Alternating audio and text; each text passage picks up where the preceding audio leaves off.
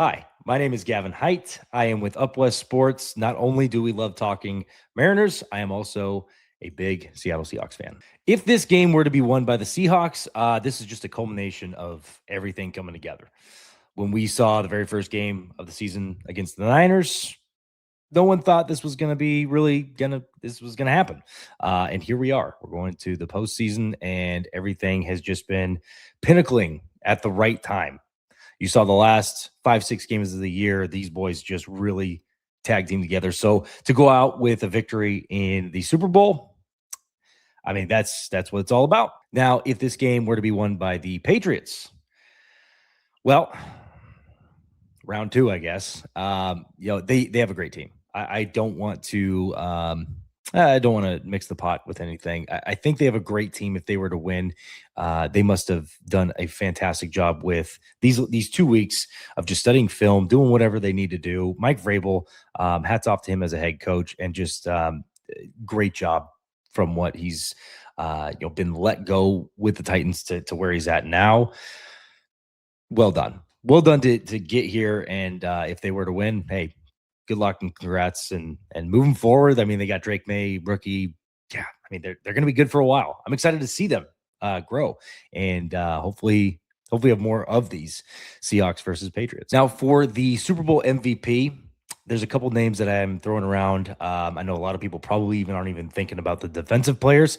I have a couple defensive players in my mind that I have up in the top three, but for the story and for just everything this guy has gone through, it would be absolutely amazing if Sam Darnold would get the Super Bowl MVP. So I'm going with Sam Darnold, and obviously you got to have a great game. So something similar to the last game he had with 300 and some odd, passing yards, if not more than that, handful of touchdowns and no interceptions. I think that's the key to that Super Bowl MVP. So that's what I got for my Super Bowl MVP. Now, for the unsung hero, this was somebody that I also have in that realm of Super Bowl MVP potentially. You remember 10 plus years ago when we won it, a defensive player won it, and it was a linebacker. So I got Ernest Jones for the unsung hero, and also just what an amazing, incredible person on and off the field, absolute leader. This was the guy that they needed to gel and bring these boys together,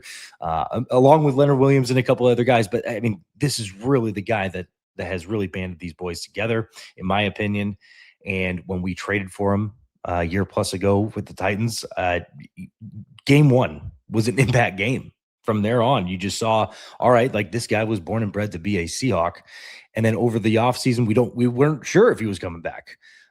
So to get that guy back, I was super pumped, and he has been worth everything. I hope he retires as a Seahawk. We have our guy. We have our guy.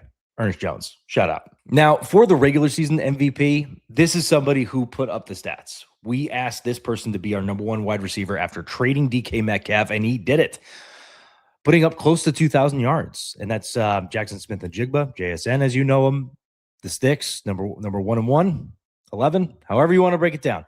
JSN is my full season or regular season MVP. The guy was incredible, lights out, week in, week out. So another award, I'm not sure if you can maybe quantify it as an offensive rookie of the year. However, the way this guy played, it needs to have some sort of recognition. So I wanted to give it maybe an unsung hero type of award or recognition.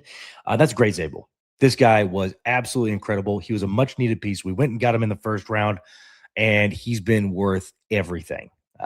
He has raised the floor of this offensive line, in my opinion. I think everybody's game elevated with just having this guy on there. Also, just it speaks to a team and just the selflessness that this team has played with when he reaches out. And I don't know if you saw the clip. There was a clip with him on the sideline talking to Leonard Williams saying, hey, that center shifting left, you got that B gap wide open if you want it. Just talking to him and just giving him that advice. A rookie giving a 10-plus year vet that advice. And Leonard Williams being a 10-plus year vet saying, I'm going to listen to that. Not a lot of vets may sink into that, but he's like, hey, you know what? All right, I'll listen to that. Later on in the game, gets a sack on Brock Purdy through that B gap. And it was just, he went back and he gave him his flowers. It was such a cool sight to see. But I mean, if that's year one of Gray Zabel, I can't imagine what this kid's career is going to be. Super pumped. So I wanted to give him an unsung hero or just some sort of recognition. For Up West Sports, I'm Gavin Hite. Thank you for listening. Go Hawks, and best of luck to the New England Patriots. The BCS podcast is written, produced, edited and hosted by me, Brett Walker. Thank you to Boban Apostolov and Pixabay for the use of the music and sound effects in this episode.